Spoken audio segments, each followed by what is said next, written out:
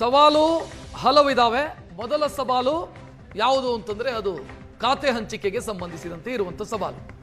ಖಾತೆ ಹಂಚಿಕೆ ಯಾರಿಗೆ ಯಾವ ರೀತಿ ಮಾಡಲಾಗುತ್ತೆ ಅಂತ ಪ್ರಮುಖರೆಲ್ಲರೂ ಕೂಡ ಪ್ರಮುಖ ಖಾತೆಯ ನಿರೀಕ್ಷೆಯಲ್ಲೇ ಇರೋದು.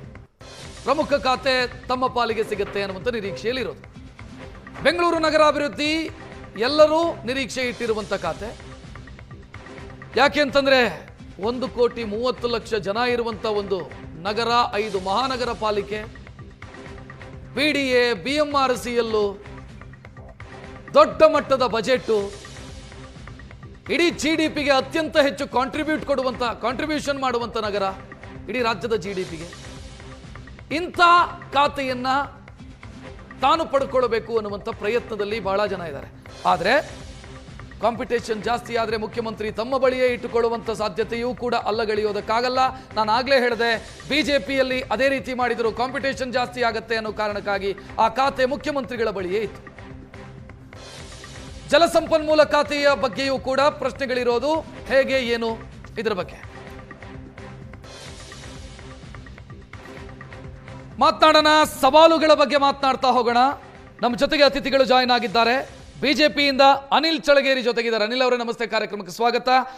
JDS ನಿಂದ ಪ್ರದೀಪ್ ಅವರು ಜೊತೆಗಿದ್ದಾರೆ. ಪ್ರದೀಪ್ ಅವರೇ ನಮಸ್ತೆ, ಕಾರ್ಯಕ್ರಮಕ್ಕೆ ಸ್ವಾಗತ. ಇನ್ನು ಕಾಂಗ್ರೆಸ್ನ ವಕ್ತಾರರು ಸ್ವಲ್ಪ ಹೊತ್ತಲ್ಲೇ ನಮ್ಮನ್ನು ಜಾಯಿನ್ ಆಗ್ತಾರೆ. ನಾನು ಅನಿಲ್ ಅವರಿಂದ ಶುರು ಮಾಡ್ತೀನಿ.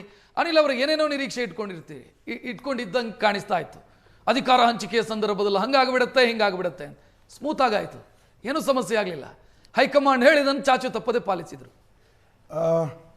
2 ದಿವಸದ ಈ ಕೊನೆಯ ಆಟ ಏನಿತ್ತಲ್ಲ, ಅದು ಅಧಿಕಾರ ಹಂಚಿಕೆಯ ಕ್ಲೈಮ್ಯಾಕ್ಸ್ ಆಗಿರಲಿಲ್ಲ. ಈ ಸರ್ಕಾರ ಬಂದು ನಾವಿವತ್ತು ಈ ಡಿಬೇಟ್ ಮಾಡುವಾಗ 37 ತಿಂಗಳು ನಡೆದಿದೆ.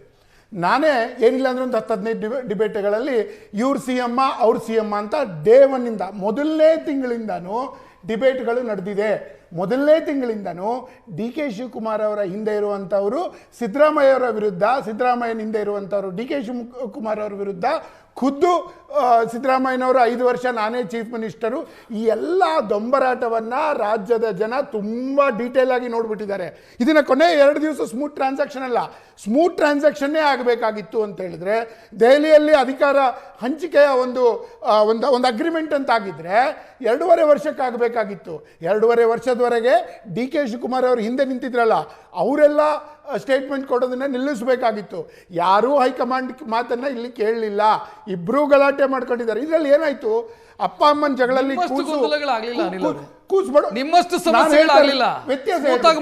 ನಾನು ವ್ಯತ್ಯಾಸ ಹೇಳ್ಬಿಡ್ತೀನಿ. 136 ಸೀಟ್ಗಳನ್ನು ರಾಜ್ಯದ ಜನ ಕೊಟ್ಟಿದ್ರು. ವಿರೋಧ ಪಕ್ಷವಾಗಿ ನಾವು ಅನ್ಕೊಂಡಿದ್ವಿ ಫುಲ್ ಮೆಜಾರಿಟಿ ಗವರ್ಮೆಂಟ್ ಬಂದಿದೆ, ಹೀಗಾಗಿ ಯಾವುದೇ ಗೊಂದಲಗಳಿರಲ್ಲ ಅಂತ. ಗೊಂದಲಗಳು ಇಲ್ಲ ಅಂತ ಹೇಳಿದ್ರು. ಒಂದು 136 ಸೀಟ್ಗಳನ್ನು ಗೆದ್ದಿರುವಂತಹ ಒಂದು ಪಾರ್ಟಿ ಯಾವ ರೀತಿಯ ಫೇಲ್ಯೂರ್ ಮಾಡೆಲನ್ನು ರಾಜ್ಯಕ್ಕೆ ಕೊಟ್ಟಿದೆ ಅನ್ನೋದಕ್ಕೆ ಸಿದ್ದರಾಮಯ್ಯನವರ ಸರ್ಕಾರ ಮತ್ತು ಈಗ DK ಶಿವಕುಮಾರ್ ಅವರ ಸರ್ಕಾರ ಕ್ಲಿಯರ್ ಕಟ್ಟಾಗಿ ಕಾಣಿಸುತ್ತೆ. ಇದು ಏನಾಗುತ್ತೆ, ಒಂದು ಚೀಫ್ ಮಿನಿಸ್ಟರ್ ಮತ್ತು DCM ಗಲಾಟೆಯ ಮಧ್ಯೆ ಅಲ್ಲಿರುವಂತ ಅಧಿಕಾರಿಗಳಿಗೆ ಕೆಲಸ ಮಾಡಬೇಕು ಅನ್ಸೋದಿಲ್ಲ. ಇರೋದಿಲ್ಲ, ಯಾರ ಜೊತೆ ನೀವು ಹೇಳ್ತಾ ಇದ್ದಿದ್ದೇನು, ಅಧಿಕಾರ ಹಂಚಿಕೆ ಜಟಾಪಟಿ ಹಂಗಾಗತ್ತೆ, ರಣರಂಗ, ಏನೂ ಆಗ್ಲಿಲ್ಲ. ಏನೂ ಆಗ್ಲಿಲ್ಲ. ಸ್ಮೂತ್ ಆಗಿ ಮುಖ್ಯಮಂತ್ರಿ ಬದಲಾದ್ರು, ಉಪಮುಖ್ಯಮಂತ್ರಿ ಬಂದ್ರು, ಕ್ಯಾಬಿನೆಟ್ ರಚನೆ ಆಯ್ತು. ಕರ್ನಾಟಕದಲ್ಲಿರುವಂತಹ ಎಲ್ಲಾ ಕನ್ನಡ ಚಾನೆಲ್ಗಳು 2.5-3 ವರ್ಷದಿಂದ ಯಾವ ಡಿಬೇಟ್ ಅನ್ನ ಟಾಪಲ್ ಮಾಡಿದ್ದಾರೆ ಅಂತ ಹೇಳಿದ್ರೆ ಅದು ಸಿದ್ದರಾಮಯ್ಯ ಮತ್ತು DK ಶಿವಕುಮಾರ್ ಅವರ ಗಲಾಟೆ. ಕೊನೆಗೆ ಇನ್ನೇನು ಆಗೋದಿಲ್ಲ. ಅದು ಯಾವ ಕಾರಣಕ್ಕೆ ಸಿದ್ದರಾಮಯ್ಯನವರು ಅನಿಸ್ತೋ ಅವರು ಫೇಲ್ಯೂರ್ ಆದರು ಅಂತನೋ, ಅಥವಾ ಮಗನ ಮೇಲಿನ ಅತಿಯಾದಂಥ ಮೋಹನೋ, ಅಥವಾ ಇನ್ನೇನು ಹೈಕಮಾಂಡನ ಮಾತು ಕೇಳೋದಿಲ್ಲ ಅನ್ನೋ ಕಾರಣಕ್ಕೋ ಯಾವುದೋ ಕಾರಣಕ್ಕೆ ಅವ್ರು ಬಿಟ್ಟು ಕೊಟ್ಬಿಟ್ಟಿದ್ದಾರೆ.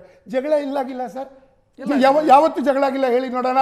ಯಾವತ್ತು ನಮ್ಮ ಮಾಗಡಿಯ ಬಾಲಕೃಷ್ಣ ಆಗ್ಬೋದು, ರಾಮನಗರದ MLA ಅವರಾಗ್ಬೋದು, ಅಥವಾ ಈ ಕಡೆ ರಾಜಣ್ಣ ಅವರಾಗ್ಬೋದು, ಅಥವಾ ಮಹಾದೇವಪ್ಪನವರಾಗ್ಬೋದು, ಖುದ್ದು ಯತೀಂದ್ರ ಅವರು ನಮ್ಮಪ್ಪ 5 ವರ್ಷ CM, ಇವೆಲ್ಲ ಅಲ್ವಾ ಸರ್ ಜಗಳ? 2 ದಿವಸ ಜಗಳಕ್ಕೆ ಮಾತ್ರ ಜಗಳ ಅನ್ಬೇಕಾ? ನೋಡಿ, ಒಂದು ಅವ್ರ ಆಂತರಿಕ ವಿಷಯ, ಬಿಜೆಪಿಗೆ ಅದರಲ್ಲಿ ಯಾವ ಆಸಕ್ತಿಯೂ ಇಲ್ಲ. ನಾನು ತುಂಬಾ ಏನೋ ಆಗ್ಬಿಡುತ್ತೆ ಅಂತ ಅನ್ಕೊಂಡಿದ್ವಿ, ಏನೂ ಆಗ್ಲಿಲ್ಲ ಅಂತ. ನಾವೇನಕ್ಕೆ ಮಾತಾಡ್ತಾ ಇದ್ವಿ ಅಂತ ಹೇಳಿದ್ರೆ ಇವ್ರುಗಳ ಜಗಳದ ಮಧ್ಯೆ ರಾಜ್ಯದ ಜನರು ಸಫರ್ Administration suffer ಆಗ್ತಾರೆ. ಆಗ್ಬಾರ್ದು. ಇದು ಜನ ಸಫರ್ ಆಗ್ತಾರೆ. ರಾಜ್ಯಕ್ಕೆ ನೋಡಿ 136 ಏನೋ ಒಂದು ಸ್ವಲ್ಪ ಕಡಿಮೆ ಬಿದ್ದಿತ್ತು, ಬೇರೆ ಪಕ್ಷದಿಂದ ಜನ ತಗೊಂಡಿದ್ರು, ಅವ್ರ ಡಿಮಾಂಡ್ ಇತ್ತು, ತುಂಬಾ ಜನ ಆಕಾಂಕ್ಷಿಗಳಿದ್ರು, ಏನೋ ಒಂದಿದ್ರೆ ಮಾತು ಬೇರೆ. ಅಂಥದ್ದು ಯಾವುದೂ ಇರಲಿಲ್ಲ. ಸ್ಮೂತ್ ಆದಂಥ ಟ್ರಾನ್ಸಾಕ್ಷನ್ ಮಾಡೋಂಥ ಅವಕಾಶ ಇತ್ತು. ಸಿದ್ದರಾಮಯ್ಯನವರ ಸರ್ಕಾರ ಅದರಲ್ಲಿ ಫೇಲ್ಯೂರ್ ಆಗಿದೆ.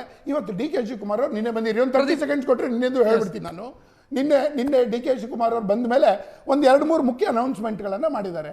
ಅದರಲ್ಲಿ ಒಂದು ತುಂಬ ದೊಡ್ಡದು ನನಗನ್ಸಿದ ಮಟ್ಟಿಗೆ ಅಂತ ಹೇಳಿದ್ರೆ, ಅಲ್ಲಿ ಈಗಾಗಲೇ ಈ ಭಾರತ್ ಜೋಡೋ ಸಂಘಗಳನ್ನ ಮಾಡ್ತೀನಿ ಅಂತ ಹೇಳಿದ್ದಾರೆ. ನೋಡಿ, ರಾಜ್ಯದ ಸಾಮಾನ್ಯ ಜನರಿಗೆ ದುಡ್ಡಿಲ್ಲ ಅಂಥೇಳಿ ನೀರಿನಿಂದ ಹಿಡಿದು, ಹಾಲಿನಿಂದ ಹಿಡಿದು, ಬೆಸ್ಕಾಮಿಂದ ಹಿಡಿದು ಎಲ್ಲದಕ್ಕೂ ಬೆಲೆಯನ್ನು ಏರಿಕೆ ಮಾಡಿ ಮಾಡಿ ಮಾಡಿ ಮಾಡಿ ಜನಕ್ಕೆ ಸಫರ್ ಮಾಡೋದು ಒಂದು ಕಡೆ ಆದರೆ, ನೀವು ಅದೆಂಗೆ ಈ 10,000 ಸಂಘಗಳಿಗೆ ನೀವು 10 ಲಕ್ಷ ಕೊಡ್ತೀನಿ ಅಂತ ಡೇ 1 ಡಿಸೈಡ್ ಮಾಡ್ತೀರಾ? ಹಾಗಿದ್ರೆ ಬೆಲೆ ಕಡಿಮೆ ಮಾಡಿ. ಮೊದಲನೇ ಫೇಲ್ಯೂರ್ ಆಗಿದ್ದಾರೆ ಅಂತ ಹೇಳ್ತಾ ಇದ್ದೀನಿ.